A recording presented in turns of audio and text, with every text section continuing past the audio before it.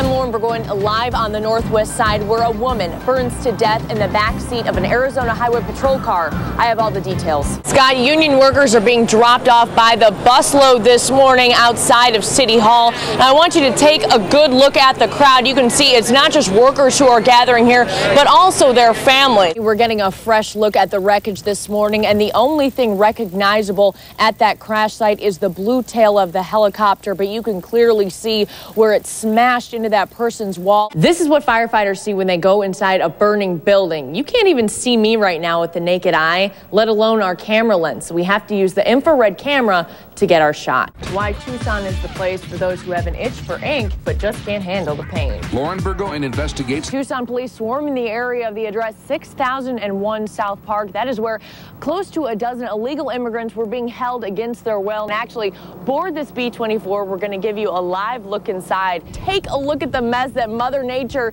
has left here in Green Valley. This is what's posing the most problems for firefighters. They tell me that this dry brush and grass, it was that odor that led deputies to 2 decaying bodies here. They came smashing through the brick wall. Then if you follow me over here, you can see it ended up in this person's garage. Because as you can see, the moment we've all been waiting for, the Wildcats are here. You can hear them calling plays. But I want to point out the reason we're here in the first place. It's this brand new turf here at South Point High School. They're very proud of it. Mindy, you got that right. Hundreds, maybe even 1,000 students who should be in class right now have made their own field trip downtown the streets of Tucson. They are camped outside the state building just across the street from the federal courthouse.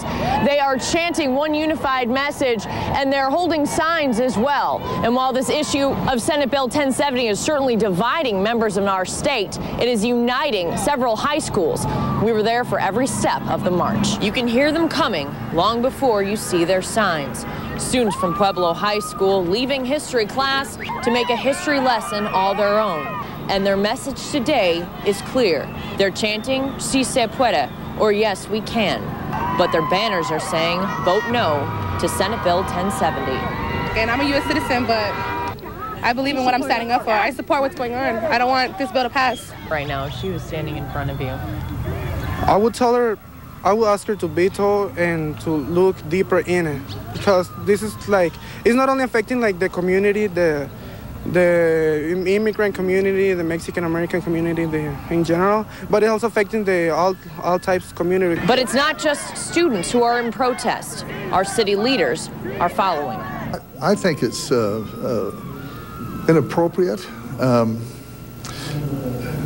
It's going to cause problems in every community that I know about. It's not a bill that is good for Arizona. It's not going to address the needs of our state, which is for border security. We have to address the drug trafficking. We have to address the human trafficking. This bill is not going to do that. If anything, it could even detract from being able to accomplish that important responsibility. And while most of these students are too young to vote, they hope today their opinion will matter. I'm not entirely sure they will take us seriously because we're underage and we're students. People don't listen to a lot of children. So we're here to prove that we are not just children, we're human beings and a future adult. Mindy, 5 hours into the investigation, and Tucson police are still trying to find the answer to one question. Why? Why was Thomas Piazza murdered this morning inside this Chick-fil-A just minutes before he was going to lead his Christian business marketing group? And as you can see, Tucson police are searching for clues. In the meantime, those who knew him are searching for answers. A man that loves his kids and his wife tremendously. And knowing him, he would have prayed for the guy. Suzette Howe was horrified being greeted by homicide detectives and yellow tape instead of the leader of her Christian business networking group who was murdered inside Chick-fil-A this morning. As he's sitting at a table, there is a suspect in the table around the corner. Without provocation, for no apparent reason, nothing that we know, this suspect gets up, walks up to the victim, puts a gun to his head, and kills him.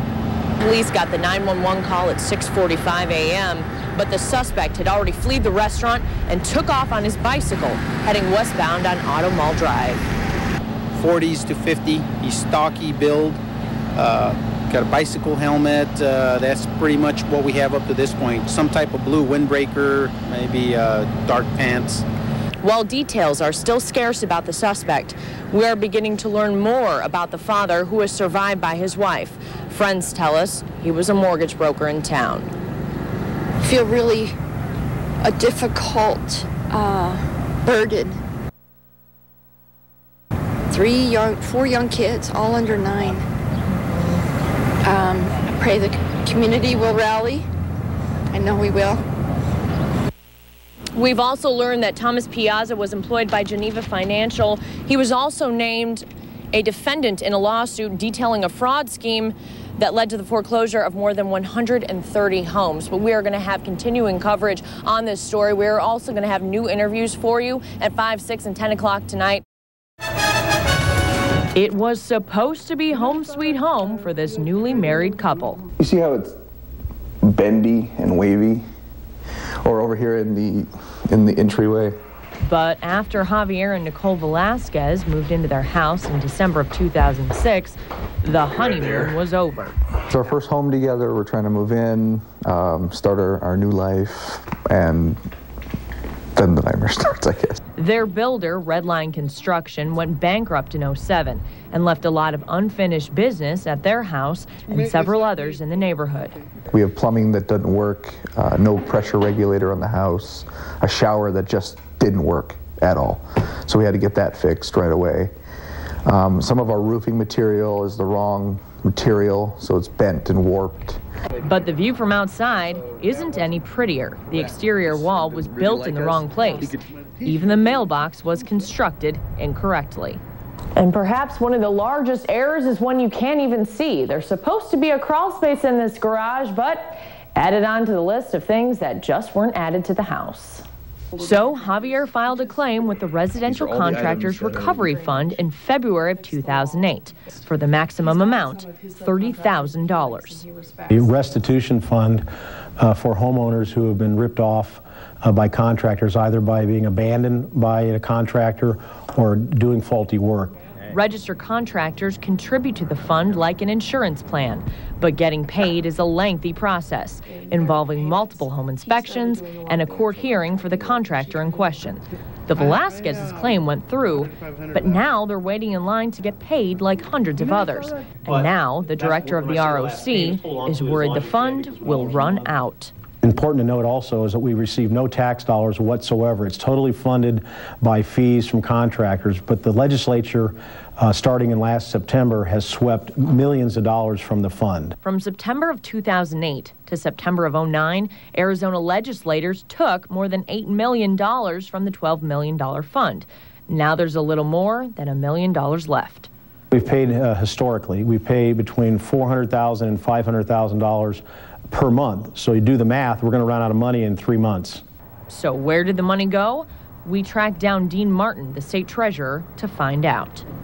What the state's been doing is, rather than balancing the budget, rather than the legislature and the governor reducing the general fund spending so that it matches revenues, they basically have been stealing funds, stealing money from other funds like this registrar's fund.